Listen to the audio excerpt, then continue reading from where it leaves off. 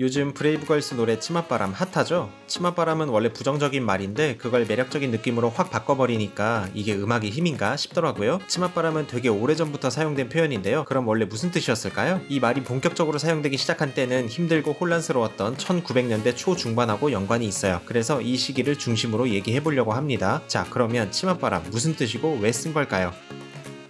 치맛바람이란 여성이 치맛자락을 펄럭거리면서 설친다는 표현이에요. 어감 자체가 되게 부정적인데 그럼 여자들이 치맛자락 펄럭이면서 뭐하고 다녔냐? 크게 세 가지를 했어요. 유흥, 투기, 교육. 이번 영상에서는 교육 부분에 좀 집중할 건데요. 앞에 두 개도 좀 짚고 넘어가 볼게요. 구한말, 개화기 이후로 한반도에는 서양 문화가 들어오고 세상이 변하기 시작하는데요. 조신하게 살던 조선의 아녀자들 사이에 춤바람이 불어요. 엊그제까지만 해도 여자들 목소리가 담장을 넘으면 안 된다 이러고 살았는데 갑자기 어떤 언니들이 저고리 입고 춤을 추고 어깨를 훤히 내놓고 노래를 부르고 그리고 패션 모델 여자들이 팔다리 훤히 내놓고 이런 식으로 새로운 문화 충격이 막 생겨나는 거예요. 야, 나는 시집살이 하면서 우리 엄마 얼굴도 못 보고 사는데 진짜 세상이 변하긴 변하는구나 싶은 거야. 근데 어느 날 옆집에 순이 엄마 보니까 어머 저 여자 미쳤나봐. 예쁜 치마 입고 어디를 막 가는 거야. 자기야 어디가? 입술 뭐야? 쥐잡아 먹었어? 근데 순이 엄마가 좋은 데가 있다는 거예요. 거기 가면 아줌마들 다 신나게 춤추고 논다는 거야. 뭐 그래서 어느 날 순이 엄마 한번 따라서 가봤다. 그랬더니 막 신세계예요. 요상한 악기에 음악에 사람들이 몸을 막 흔들어 제끼고 있고 저쪽에 보니까 순이 엄마는 막 벌써 판타스틱 베이비야. 어머 망측해라. 사람들이 부끄러운 줄도 모르나. 입으로는 그렇게 욕하는데 근데 나도 모르게 내 안에 잠자고 있던 댄스 본능이 깨어나는 거예요. 그러니까 그 댄스홀 가는데 홀딱 빠지는 거죠. 한국 사회는 이런 여성들을 엄청 욕했어요. 막 춤바람 나서 남편 자식 팽개치고 놀러다니는 정신나간 여편네들이다 이러면서. 근데 사실 남자들이야말로 유흥, 성매매, 불륜 더하면 더했지 덜하진 않았을 건데 보수적인 사회 분위기에서 남자들보다 여자들한테 좀 더 엄격한 잣대를 들이댄 측면이 있죠. 아무튼 조신한 가정주부들이 춤바람 들면 나라가 망한다 이러면서 박정희 정부 때까지만 해도 통제를 많이 하고 그랬는데 고리타분한 인식이 점점 사라지면서 이제는 꼬맹이도 춤을 추고 여고생도 추고 며느리도 추고 할머니도 추는 그런 시대가 왔죠. 자, 첫 번째 유흥 간단히 살펴봤고요.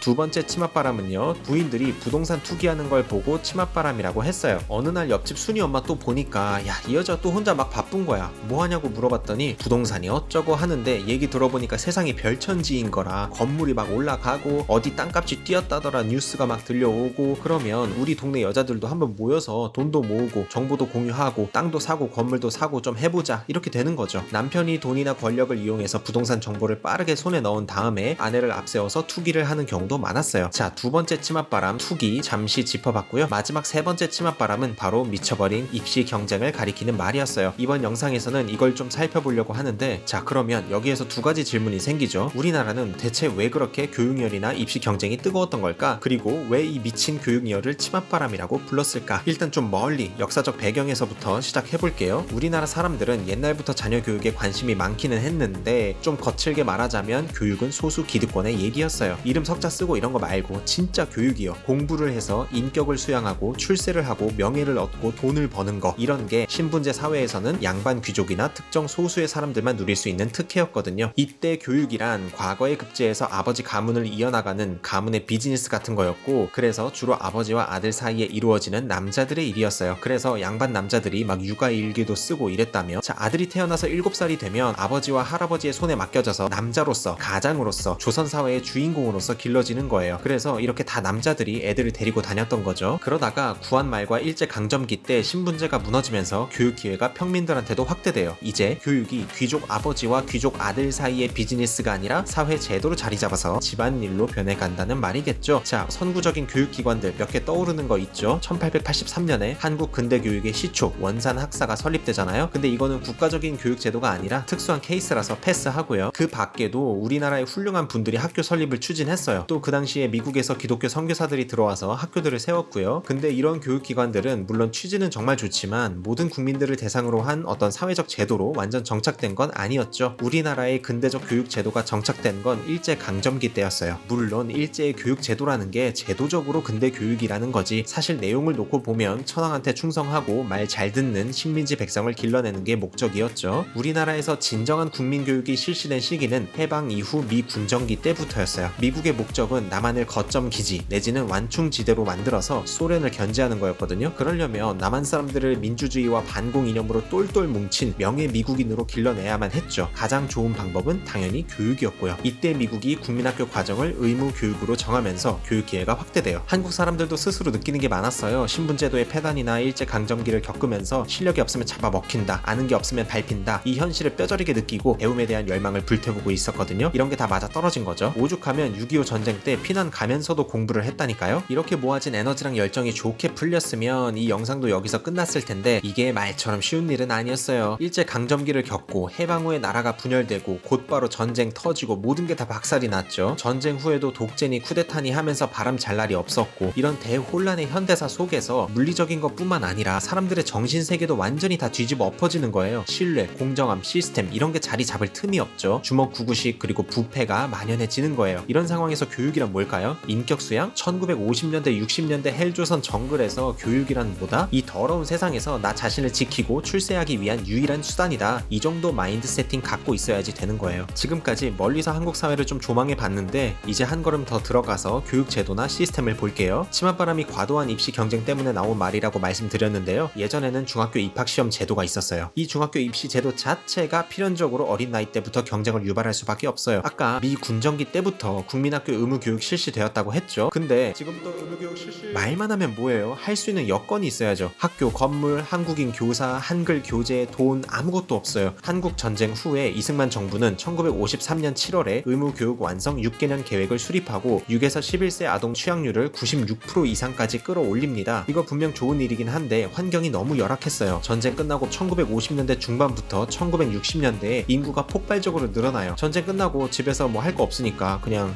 알죠? 자, 그래서 교실 하나에 80명, 100명 이렇게 막 들어갑니다. 그걸로도 모자라서 학교를 2부제, 3부제로 막 돌렸어요. 이런 콩나물 교실에서 무슨 교육이 될까요? 교사가 학생 신경 써줄 수 있을까요? 학생은 공책 펼 자리나 있으면 다행이고요. 그래서 등장한 게 바로 학부모들 모임이에요. 기성회, 육성회, 자모회 뭐 여러 이름으로 불리는데 처음 취지는 당연히 좋았죠. 나라 살림 어렵고 환경이 열악하고 하니까 부모들이 학교랑 협력해서 같이 한번 화이팅 해보자. 그래서 회비를 걷거나 물건을 모아서 학교를 후원해주는 그런 모임이었어요. 근데 시간이 지나면서 이런 후원이 뇌물 경쟁으로 변질되는 거예요. 여기서 교육 치맛바람이라는 말이 나오게 된 거죠. 그 당시에 중학교 입시 살벌했거든요. 국민학교 애들이 잠 안 자려고 각성제를 먹었대요. 당시 애들 교육시키고 학교 보내고 하는 게 엄마들의 일이었기 때문에 이런 잘못된 교육 방법들이 모조리 여자들의 치맛바람 때문이라고 욕을 먹었죠. 아빠들은 이런 현실을 정말 몰랐을까요? 그건 뭐 여러분의 판단에 맡길게요. 자, 요약하자면 치맛바람의 근본적인 원인은 교육 시스템 자체가 열악했기 때문이었어요. 적지 않은 교사들이 뒷돈을 당연히 여기는 풍토도 있었고요. 그리고 근본적으로 중학교 입시 자체가 부정부패와 입시 경쟁을 부추기고 어린이들을 너무나 힘들게 한다는 지적이 나와요. 그리고 바로 그때 1960년대 중반에 중학교 입시 제도를 끝장내버리는 사건 두 개가 터집니다. 무주파동하고 창칼파동인데요. 자, 먼저 무주파동이 뭐냐면요. 이 문제 다 같이 보시죠. 1964년 12월 7일에 치러진 1965년 중학교 입학시험 자연과목 18번 문제인데요. 이 문제는 엿을 만드는 과정에서 엿기름 대신에 넣어도 되는 게 뭔지를 묻는 문제였어요. 엿기름이 녹말을 당으로 분해하니까 같은 역할을 하는 게 뭐냐 이거죠. 보기 중에 다이아스테이스하고 무즙이 있었어요. 교육청 쪽에서는 다이아스테이스가 답이라고 생각하고 문제를 낸 거였죠. 다이아스테이스가 당화작용을 하니까. 근데 많은 학생들이 무즙을 써서 틀린 거예요. 이게 왜 논란이 됐냐면 무즙에도 다이아스테이스 성분이 많이 들어있었거든요. 심지어 국민학교 자연교과서에 침과 무즙에도 다이아스테이스 성분이 들어있다 이런 내용까지 있었단 말이에요. 그래서 이 시험 문제를 틀린 애들이랑 엄마들이 난리가 난 거예요. 우리 애가 부당하게 인류 명문중학교 탈락했다, 우리 애 인생 어떡하냐 이거야. 수십 명의 엄마들이 서울시 교육위원회에 몰려가서 항의를 하고 난리가 난 거예요. 심지어 무즙으로 엿을 만드는 걸 직접 보여주겠다면서 직접 무즙을 넣은 엿을 만들어서 가지고 온 거야. 그러고 나서는 무즙 엿 먹어라, 무즙 엿 먹어라. 장관 집에도 막 찾아가서 시위를 하고요. 42명의 학부모들이 소송을 걸어서 이겼어요. 그래서 1965년 3월에 판결이 나고 해당 학생들은 일단 다른 학교 다니다가 당시 인류중학교였던 경기중학교로 전학을 갈 수 있게 되었어요. 근데 여기서 또 논란이 터진 게 이렇게 혼란스러운 틈을 타서 상류층 자녀들 21명이 슬쩍 같이 전학을 간 거야. 부정입학을 한 거죠. 이런 논란들이 막 터지면서 당시 서울시 교육감하고 문교부 차관이 사표를 내요. 그 무주파동 하나로 한국 교육계가 다 뒤집어진 거예요. 여기에 추가로 후속타를 먹인 사건이 바로 창칼 파동이었어요. 1968년 중학교 입학시험 미술 13번 문제가 창칼을 바르게 쓰는 방법을 묻는 거였어요. 이 문제도 서울시 교육위원회가 정한 정답이 있는데 경기중학교에서 복수 정답을 인정을 하면서 문제가 돼요. 여기에서 불이익을 받은 학생 학부모들이 시위를 했어요. 경기중학교 강당을 점거하고요. 교육청 공무원이 설득하러 들어갔다가 인질로 잡혀요. 무즈 파동이랑 창칼 파동이 터지면서 중학교 입시를 폐지하자는 여론이 커져요. 그리고 1968년 7월 15일에 중학교 입시를 폐지한다는 발표가 나면서 중학교를 추첨제로 가게 됩니다. 당시에는 교육혁명이라고 할 만큼 큰 사건이었죠. 야, 여기 애들 좋아하는 거 보세요. 거의 뭐 잃었던 나라를 되찾은 수준. 인류 중학교로 손꼽히던 학교들은 이름이 바뀌거나 아예 폐교되고요. 1973년에는 고등학교 역시 평준화한다는 발표가 나오게 됩니다. 지금까지 사회구조 얘기를 많이 했는데 사실 치맛바람에는 개인의 이기심도 큰 작용을 했어요. 70년대 80년대 사교육 금지,